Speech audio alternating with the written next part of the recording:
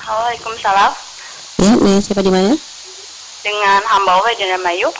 Dengan hamba Allah di Indramayu. Baik, passwordnya? Al-Baja TV dan radioku.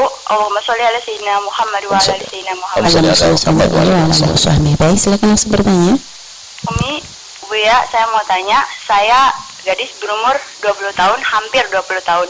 Saya sudah berniat untuk menikah, tapi orang tua saya menunda-nunda pernikahan saya karena dengan alasan saya tidak pernah membawa atau kelihatan bersama dengan laki-laki yang bukan mahram saya. Jadi mereka pikir bahwa saya itu tidak benar-benar ingin menikah. Jadi mereka juga tidak berpikir untuk menikahkan saya. Sedangkan saya benar-benar ingin menghindari pacaran, Umi. Tapi saya dilarang untuk menikah dengan berbagai alasan. Ya mungkin karena umur saya mungkin. Tapi saya ingin berniat menikah. Apakah saya memaksa untuk menikah atau saya menuruti keinginan orang tua saya dulu? Subhanallah, terima kasih kepada Allah di Indramayu. Baik. Baik, subhanallah. Ya, terima kasih. Assalamualaikum, Umi. Ya, Waalaikumsalam warahmatullahi wabarakatuh. Baik, ya langsung Baik, jawab. senang dengan anak kita yang satu ini. Siapa namanya tadi? Tidak menjauhkan nama. Baik, dari Indramayu. Kami bangga jika semua anak gadis punya prinsip seperti Nanda yang dari Indramayu. Alangkah mulianya dia menghindar dari keharaman lalu melangkah kepada yang halal. Dan hendaknya wanita semua anak-anak kita seperti itu semuanya.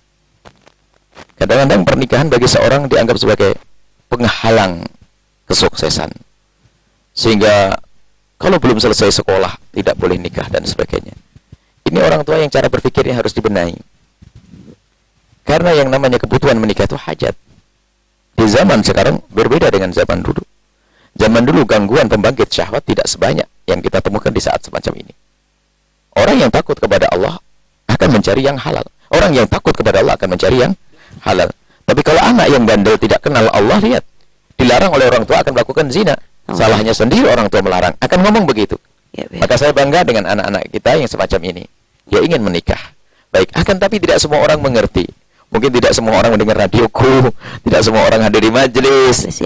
Banyak seorang tua, bahkan sampai kita menemukan ada seorang kaya. Dia punya profesi yang mapan dalam dunia kesehatan. Dia kaya dan cukup semuanya. Bahkan anaknya pun adalah seorang yang sudah anaknya sudah hampir tuntas kuliahnya. Hanya memang belum punya pekerjaan. Di saat anaknya pengen nikah, apanya? Kamu tidak boleh nikah kecuali sudah punya pekerjaan. Astagfirullah. Saya bilang, kamu itu kaya, cukup, anakmu butuh. Anakmu butuh biaya sekolah ratusan juta kau biayai karena fakultas kedokteran. Di saat anakmu minta menikah untuk kebutuhan yang sangat mendesak batinnya, kau tidak beri. Ini orang tua seperti apa? Saya tegur semacam itu. Lalu harus bagaimana, Bu ya?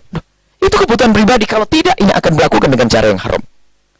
Cuman kadang orang tua itu cara berpikirnya salah. Dia membiayai urusan sekolah dengan banyak, tapi kebutuhan pribadi. Dan ini pribadi adalah desakan. Ini adalah golak, sesuatu yang bergolak di dalam hatinya, urusan syahwat. Karena yang dilihat, dan dia punya iman, dia takut kepada Allah. Hei para orang tua, saya ingatkan sekalian, Anda harus paham makna ini. Jangan dilarang urusan pernikahan anak Anda di saat mereka sudah membutuhkannya. Kalau dia, naudzubillah, di saat dicabutnya imannya, dia akan melakukan sesuatu yang hina, yang buruk.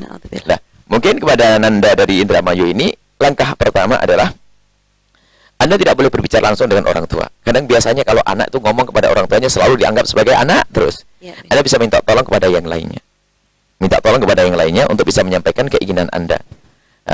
Anda tidak perlu mengambil langkah untuk melanggar. Apalagi lari dari orang tua, tidak. Memang diperkenankan nanti wali adl di saat seorang anak terdesak takut melakukan dosa zina, kemudian di hadapannya adalah zina, berbahaya sekali karena syahwat yang bergolak. Urusan syahwat berbeda-beda. Anda tidak boleh mengukur syahwatnya orang dengan diri Anda sendiri. Lalu Anda mengatakan sabar, oh belum tentu. Anda bisa sabar karena Anda mungkin kelas syahwatnya rendah. Tapi orang lain belum tentu bisa yang demikian itu. Jadi kalau urusan syahwat jangan ngomong inti sabar. Oh enggak, belum tentu. Ini masalah yang berbeda. Maka Anda di saat orang terdesak dalam kondisi yang membahayakan, maka sampai orang tua bisa ditinggal karena wali adl, orang tua yang melarang anak perempuannya untuk menikah, sementara anak sudah butuh dan ketemu orang yang sekufu, maka boleh ditinggal orang tua karena orang tua ini zalim kepada sang anak, kebutuhan pribadinya. Akan tapi ketahuilah, Anda harus dengan cara yang baik, ya, dengan cara yang baik, dengan cara yang mulia, dengan orang tua berbicara baik-baik, minta tolong kepada siapapun orang terhormat untuk bisa datang kepada orang tua Anda. Setelah itu Anda kalau memang nanti pada batas terakhir nggak bisa, nanti bisa komunikasi lagi. langkah awal, harus langkah keindahan, langkah kebaikan. Dan tetap bertahan dengan prinsip Anda menikah. Tidak harus dengan cara pacaran atau yang haram. Allah